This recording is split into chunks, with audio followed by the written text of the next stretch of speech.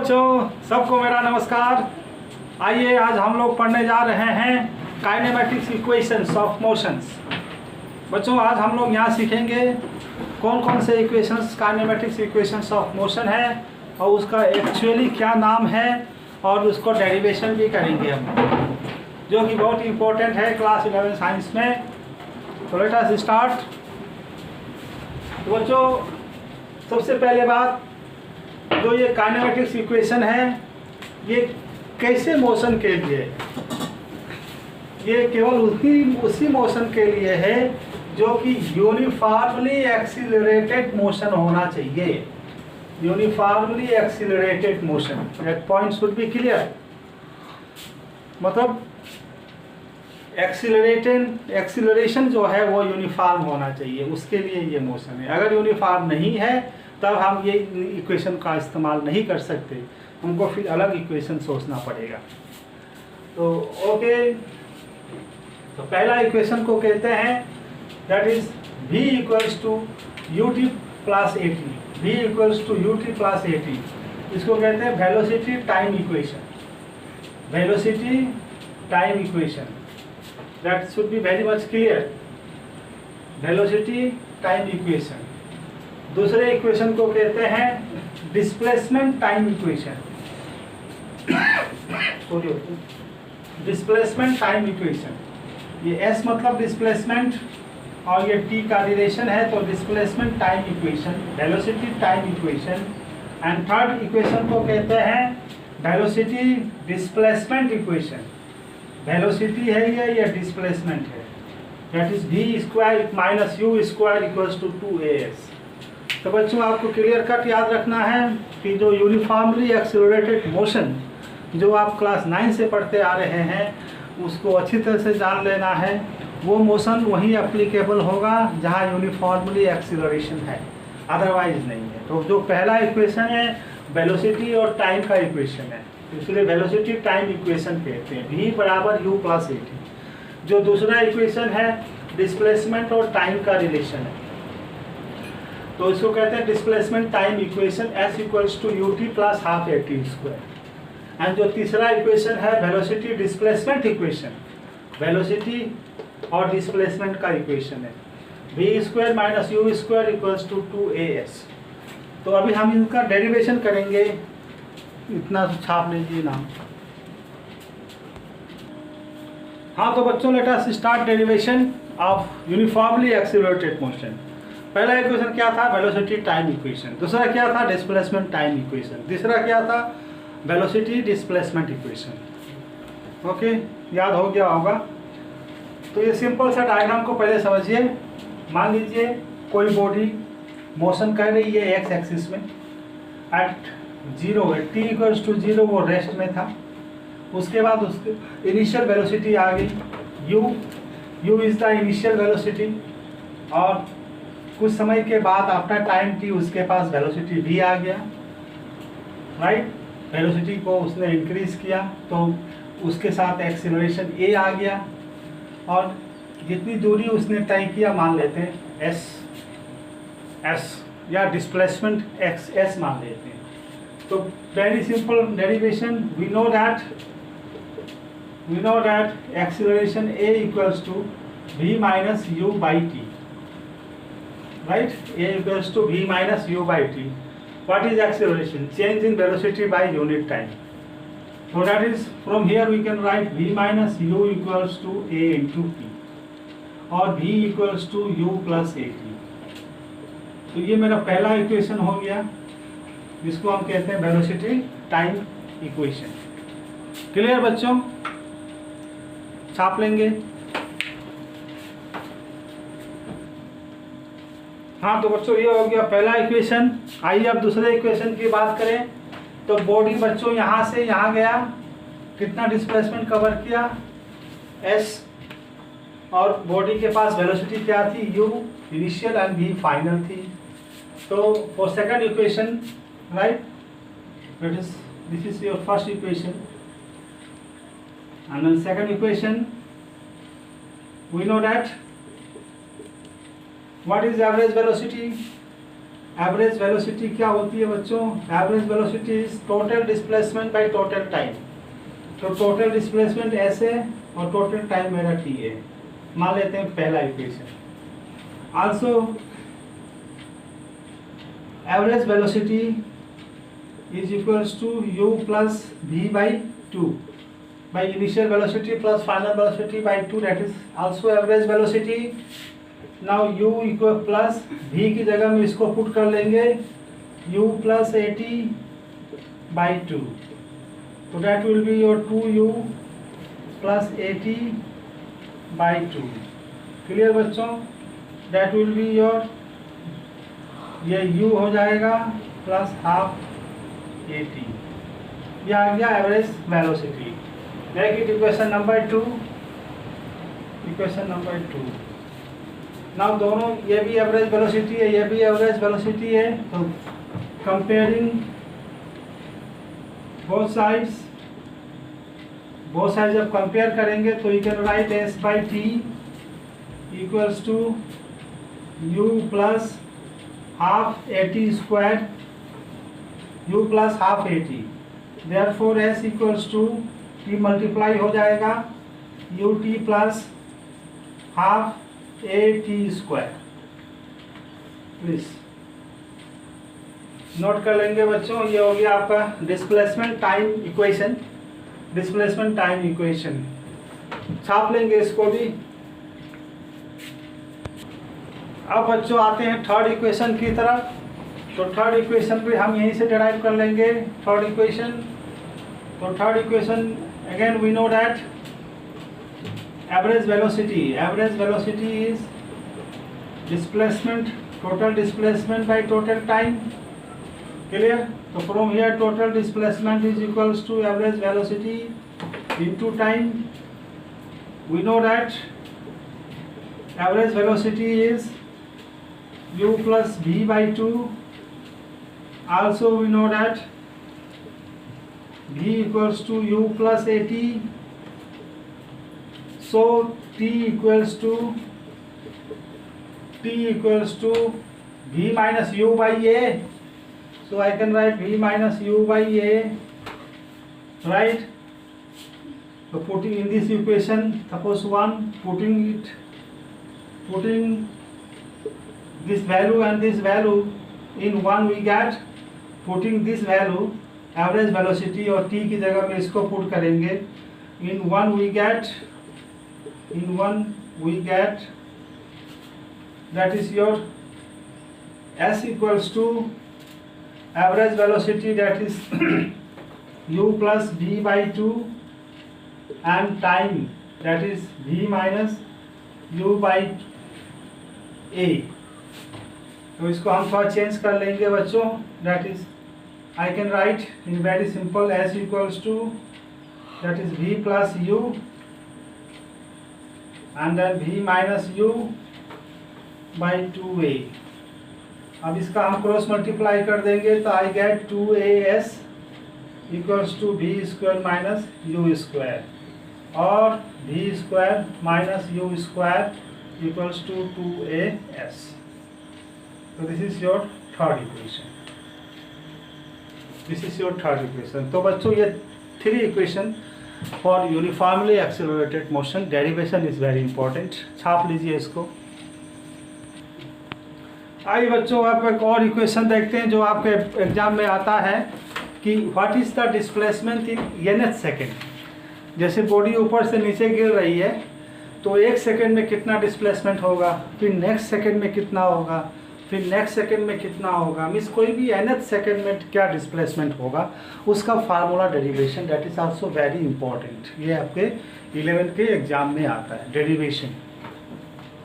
So that is equation of for displacement in nth second of motion. nth second में क्या होगा, तो मान लेते हैं यस एन क्या है, displacement of body in n second. भाई n second, 1 second, 2 second, 3 second, n second में क्या डिस्प्लेसमेंट यस एन मान लेते हैं, और यस n माइनस 1 मान लेते हैं displacement of body in n minus 1 second, n minus 1 second, ये that is displacement in n minus 1 second. तो we know that s equals to ut plus half at square, तो that is the equation, displacement time equation. इसमें हम put करेंगे कि n second में क्या displacement होगा, तो ये displacement in n second, t की जगह n पुट कर देंगे, t की जगह n पुट कर देंगे, तो ये आ जाएगा डिस्प्लेसमेंट इन n सेकेंड। इसी तरह से displacement in n minus 1 second में क्या होगा, तो t की जगह हम n माइनस 1 पुट कर देंगे, t की जगह n माइनस 1 पुट कर देंगे, तो ये आ गया displacement in n minus 1 second, और ये था डिस्प्लेसमेंट इन n सेकेंड।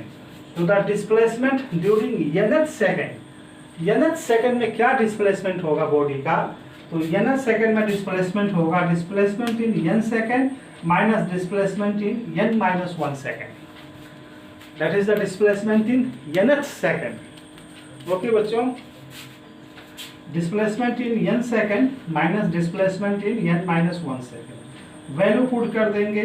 ये displacement in n second is this one, un minus plus half a n square, minus displacement in n minus 1 second, that is this one, ये था n minus 1 second.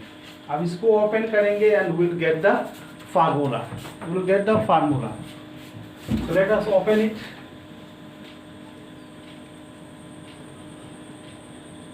मैं यहाँ तक मिटा दिया, अब इसको ओपन करते हैं बच्चों। That is displacement in nth second is equals to, that is open the bracket, तो un यहाँ पे है, un यहाँ पे है, माइनस है, तो आई can right directly u, right, u common ले लूंगा मैं, n माइनस, या डायरेक्ट लिखो पहले un ये लिख लिया, माइनस u n माइनस 1, इस तरह से लिख लो, this factor minus this factor, अब plus half A N square, ये हो गया, माइनस प्लस माइनस हो जाएगा, फिर half A N minus 1 whole square. Just open the bracket, un minus minus 1 plus half A N square minus plus minus half A N minus 1 square. So that is your equals to, open the bracket, un minus un plus u plus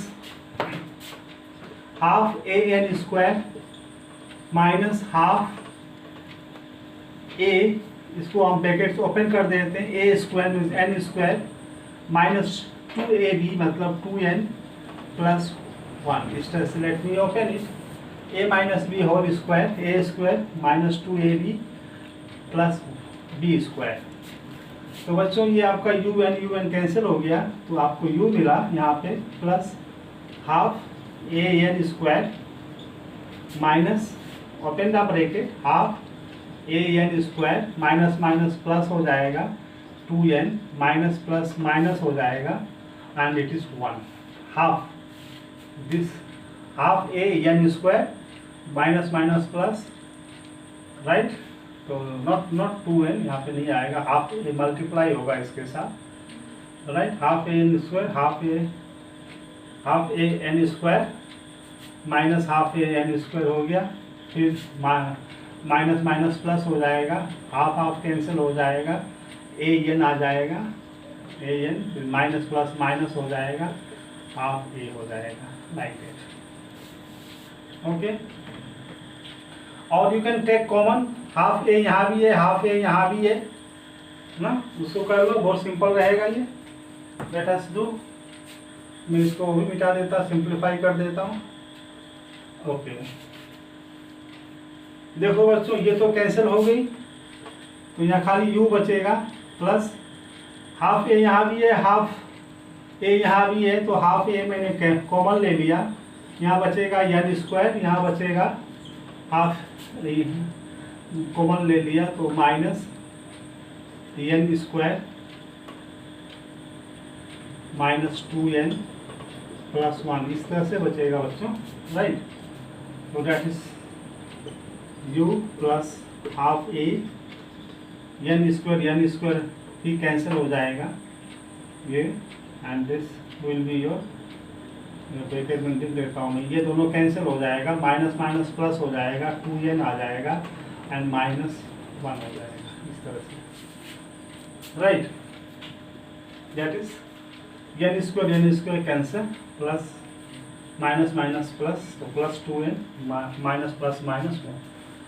So that is the very important formula, that is displacement in ns second. U plus half 2n minus 1.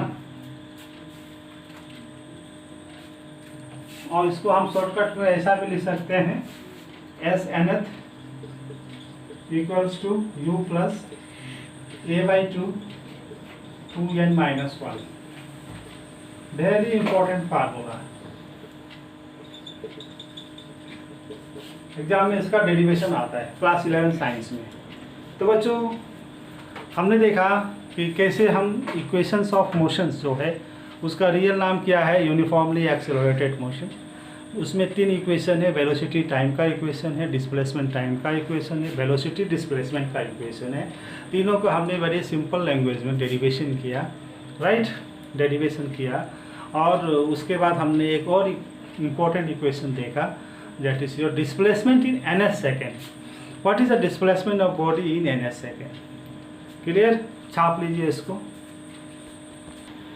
हाँ बच्चों, अब हम लोग सीखने जा रहे हैं derivation of the equation of motions using calculus method. Calculus method में से हम इसको डेरिवेशन करेंगे। ये पार्ट इम्पोर्टेंट इसलिए है क्योंकि 11 साइंस के बच्चों को आना चाहिए डेरिवेशन बाय कैलकुलस मेथड। कभी कभी एग्जाम में सीधे पूछता है derive the equation by calculus method, तो इसको जानना चाहिए आपको। तो इसको जानने के लिए आपको इंटीग्रेशन थोड़ी बहुत आनी चाहिए। तो मैं कुछ पहले इंटीग्रेशन के बारे में बताता हूँ, कुछ इंपॉर्टेंट फार्मूला जो हम लोग यूज़ करेंगे। इंटीग्रेशन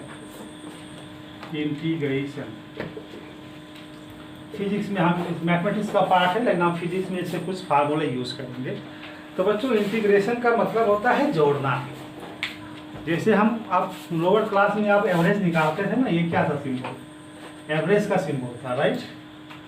हाँ, एवरेज का सिंबल था, याद करो। हाँ, क्या फार्मूला था, i फ्रॉम 1 to n ना, ai डिवाइडेड बाय 1/n, इस तरह से था एवरेज का फार्मूला, एवरेज। तो इसी को हमने रिप्रेजेंट कर दिया, ये इसको कहते हैं इंटीग्रेशन, इसको कहते हैं इंटीग्रेशन यार। तो इंटीग्रेशन कहाँ से कहाँ तक, लिमिट हमने कुछ लगा दिया, लिमिट मान लो 1 से n तक, तो इसको कहते हैं लिमिट। इसको कहते हैं अपर लिमिट, इसको कहते हैं लोअर लिमिट। तो भाई जब भी हम जोड़ेंगे तो ये तो सवाल आएगा ना, कहाँ से कहाँ तक जोड़ना है। तो दैट इज समेशन को हमने एक अलग सिंबल इस्तेमाल किया जिसको हमने कहा इंटीग्रेशन, और कहाँ से कहाँ को मैंने लिमिट कह दिया, lower limit to upper limit. अब जैसे कोई मान लो इंटीग्रेशन, हमने इसका इंटीग्रेशन किया fx dx का मैंने इंटीग्रेशन किया, तो इंटीग्रेशन सपोज आ गया fx, ये आ गया, ओके। मैंने इसका इंटीग्रेशन किया इस फंक्शन का और हमको उसका रिजल्ट fx मिल गया, और इसमें मैंने लिमिट लगा दिया a to b। तो हम अब इसमें लिमिट कैसे लगाएंगे, पहले हम अपर लिमिट लगाएंगे b, फिर माइनस लगा के लोअर लिमिट लगाएंगे a। First we put upper limit, then we put lower limit, clear. तो ये फर्स्ट फार्मूला है, छाप लीजिए इसको, वेरी इंपॉर्टेंट फार्मूला इंटीग्रेशन। जैसा कि मैंने आपको बताया था डिफरेंशिएशन में हम उसको तोड़ते हैं, राइट, इंटीग्रेशन में जोड़ते हैं, राइट। तो दिस इज फर्स्ट फार्मूला, इसमें छाप लीजिए। हो गया, मिटा दूँ इसको, और कुछ फार्मूला आपको सीखने की आवश्यकता है। तो बच्चों जैसे मैंने बताया था आपको d/dx, ये क्या था, differentiation with respect to x, sine x का डिफरेंशिएशन क्या होता है, cos x, राइट। और डिफरेंशिएशन ऑफ cos x क्या होता है, sin x। ये मैंने बताया था आपको, माइनस sin x ये होता है, राइट। तो अगर हम इंटीग्रेशन करें बच्चों, यहाँ भी इंटीग्रेशन कर दें, यहाँ भी इंटीग्रेशन कर दें, integration with respect to what, यहाँ भी क्वेश्चन आता है। तो अगर x वेरिएबल है तो with respect to x dx के साथ, यहाँ भी इंटीग्रेशन कर दें, यहाँ भी इंटीग्रेशन कर दें विद रेस्पेक्ट टू dx। तो बच्चों इंटीग्रेशन एंड डिफरेंशिएशन दोनों एक दूसरे के ऑपोजिट है, ये दोनों कट जाते हैं। मतलब यहाँ से आपको मिलेगा that is integration of cos x dx, cos x dx का इंटीग्रेशन मिलेगा sin x। तो ये आपका एक नया फार्मूला हो गया इंटीग्रेशन में। यहाँ से आपको मिलेगा integration of that is sin x dx is equals to minus cos x। तो ये दो फार्मूला आपके बन गए, राइट। तो इस फार्मूला में ये हमने समझाने की कोशिश की है कि इंटीग्रेशन एंड डिफरेंशिएशन एक दूसरे का अपोजिट होता है। क्लियर, छाप लीजिए इसको भी। नेक्स्ट जो फार्मूला हम लोग यूज करेंगे,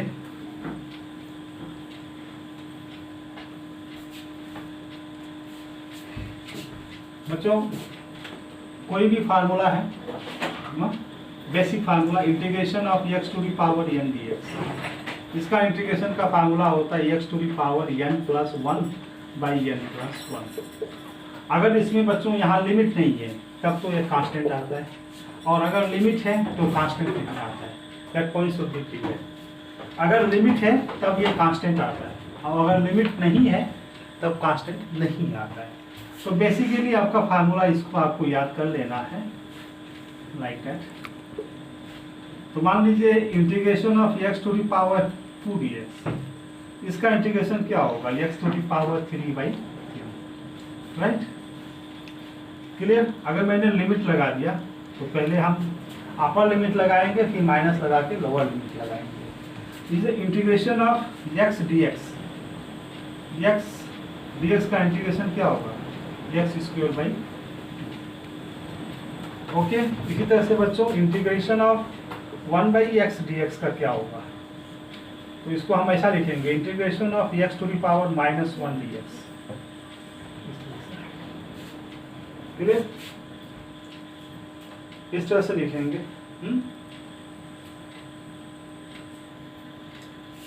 ओके बच्चों, इस तरह से लिख के हम फिर उसको इंटीग्रेशन करेंगे, राइट।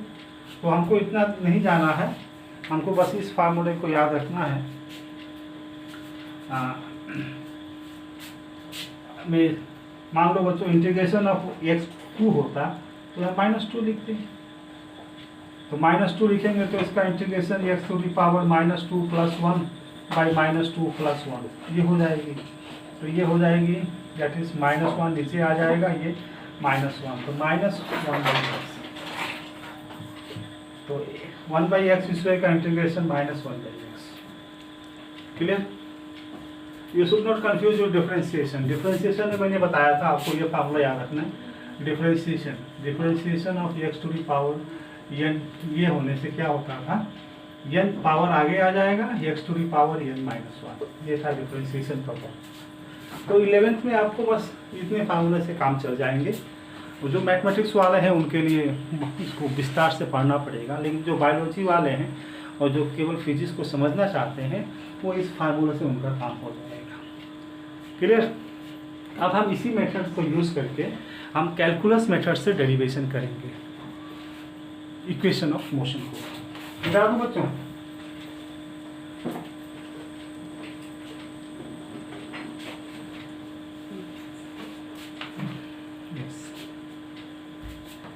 तो पहला इक्वेशन क्या था, that is velocity time equation. Velocity time equation का हम डेरिवेशन करने जा रहे हैं by calculus method. Okay, so we know that acceleration क्या होती है, रेट ऑफ चेंज। मैंने बताया था आपको, rate of change of velocity ये होती है, rate of change of velocity, that is our acceleration. Clear बच्चों। तो यहाँ से हम सिंप्लीफाई कर लेंगे, dv equals to a dt, ये हो जाएगा। क्लियर। अब हम इंटीग्रेशन लगा देंगे, integration of D G equals to A D T integration. अब हम लिमिट लगाते हैं, लिमिट हम लिमिट इसीलिए लगाते हैं ताकि हमको यहाँ पे कांस्टेंट ना लेना पड़े, कांस्टेंट लेंगे तो लंबा चौड़ा हो जाएगा। हम शॉर्टकट करते हैं, हम लिमिट लगा देंगे, कांस्टेंट की आवश्यकता नहीं पड़ेगी। तो जब टाइम ये टी है, यहाँ पे वेरिएबल टी है, यहाँ पे वेरिएबल भी है। जब टाइम 0 था, राइट, जब स्टार्टिंग टाइम था तो उसके पास दैट इज वेलोसिटी, जब टाइम मेरा 0 था बच्चों तो वेलोसिटी उसके पास इनिशियल वेलोसिटी थी u, और जब टाइम t हुआ तो उसके पास फाइनल वेलोसिटी v आ गई, हो गई। अब dv का इंटीग्रेशन, आप ऐसे भी इंटीग्रेशन मतलब जोड़ना, तो dv का इंटीग्रेशन करेंगे, dv dv dv dv तो हमको v मिलेगा, तो v, और ये मेरा लिमिट, ये अपर लिमिट था, सॉरी लोअर लिमिट, ये अपर लिमिट। ये कांस्टेंट है बच्चों, इसको बाहर निकाल लेंगे, राइट, सॉरी ये कांस्टेंट था, बाहर निकाल लिए। dt का इंटीग्रेशन करेंगे तो क्या हमको मिलेगा, t मिलेगा। ये लोअर लिमिट था, ये फाइनल लिमिट था, क्लियर। तो हम पहले अपर लिमिट डालेंगे, फिर माइनस लगा के लोअर लिमिट डालेंगे, ये वहाँ का हो गया। यहाँ a लिखेंगे, पहले अपर लिमिट डालेंगे t, फिर माइनस लगा के लोअर लिमिट इसकी जगह डालेंगे 0, तो ये हो जाएगा v minus U equals to A T और v equals to U plus A T. ये मेरा पहला equation, velocity time equation by calculus method. Please छाप लें इसको, छाप लिया बच्चों।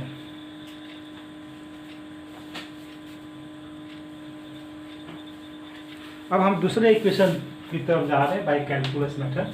क्या था दूसरा equation, displacement time equation, displacement time equation. Next equation is displacement time equation, displacement time equation. So we know that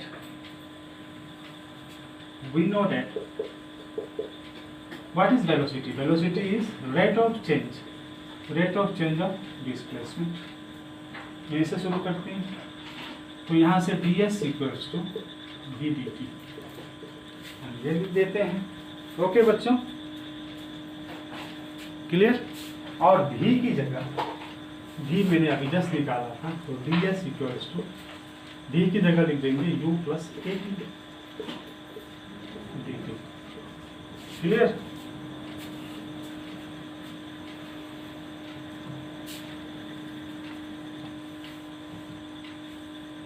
okay, अब हम लिमिट लगाएंगे, इंटीग्रेशन करेंगे, इंटीग्रेशन। तो देखो बच्चों, ds u plus A T D T integration कर दिया, constant नहीं लगाना है तो लिमिट लगाते हैं। जब टाइम 0 था तो मेरा डिस्प्लेसमेंट भी 0 था। जब टाइम मेरा t हुआ तो डिस्प्लेसमेंट हमने s मान लिया, क्लियर। जब टाइम 0 था तो डिस्प्लेसमेंट भी 0 था, जब टाइम t हुआ तो डिस्प्लेसमेंट को s मान लिया। ओके बच्चों,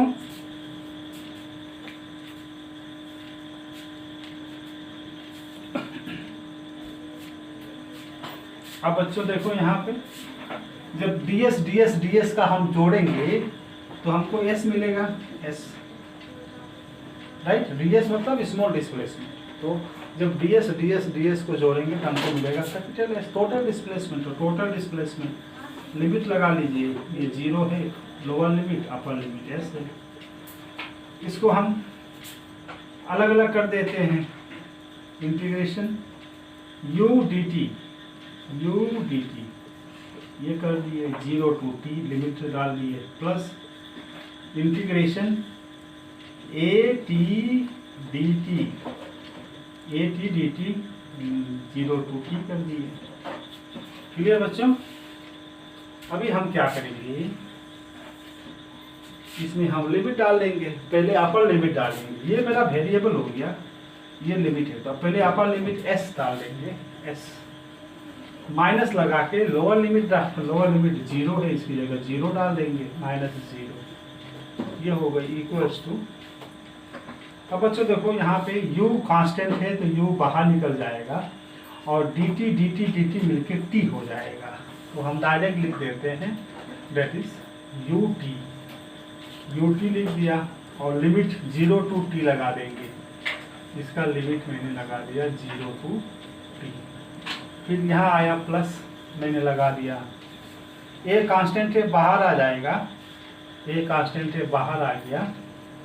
अब t dt, अभी मैंने बताया था आपको x dx का इंटीग्रेशन x² 2 होगा, इसे t dt का इंटीग्रेशन t² 2 होगा, तो यहाँ t² 2 लिख देते हैं और लिमिट लगा देते हैं 0 to t।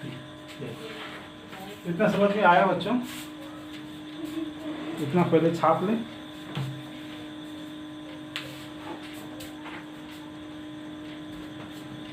तो इसको मिटा रहा हूँ।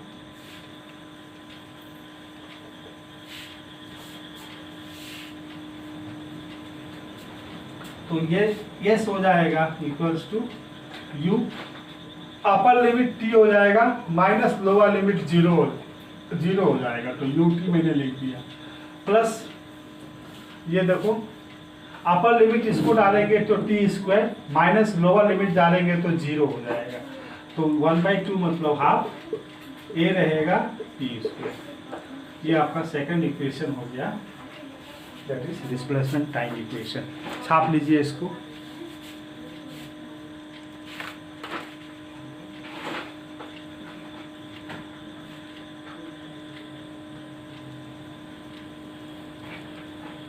ओके, अब हम थर्ड इक्वेशन की बात करते हैं, वेलोसिटी डिस्प्लेसमेंट इक्वेशन की।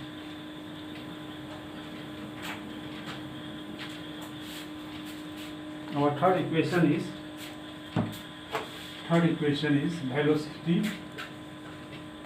velocity displacement equation. Velocity displacement equation। Clear बच्चों? तो वेलोसिटी डिस्प्लेसमेंट इक्वेशन हम कहाँ से स्टार्ट करेंगे? वी नो दैट एक्सीलरेशन क्या होती है? Rate of change of velocity, ये होती है। क्लियर? अब इसको थोड़ी सी हम चेंज कर लेंगे। एक्सीलरेशन इक्वल्स टू dv/ds, यहाँ लिख लेते हैं, मल्टीप्लाई यहाँ कर देते हैं ds/dt, लाइक दैट। मैनिपुलेशन मैंने थोड़ा कर दिया। ओके बच्चों, अब बच्चों ds/dt ये v हो जाता है, तो a इक्वल्स टू ये v dv/ds। Okay, please note it down. Manipulation थोड़ा सा।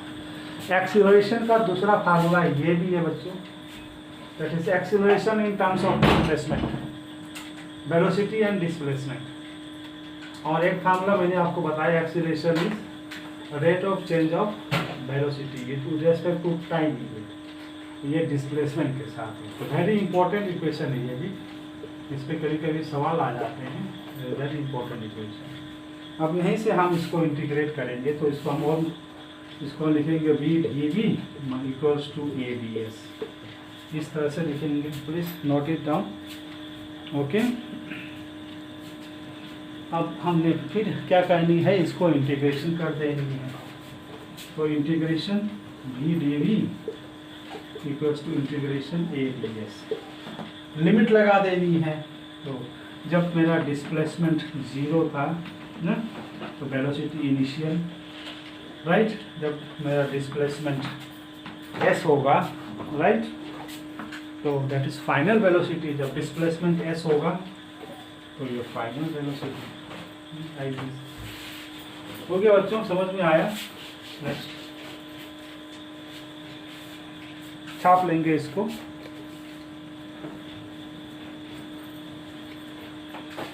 अब बच्चों ये x dx मान लीजिए, तो x dx का इंटीग्रेशन मैंने बताया था ना क्या होता है, x²/2 होता है, तो यहाँ v dv है तो इसका इंटीग्रेशन हो जाएगा v²/2 और लिमिट लगा देंगे, that is u and v।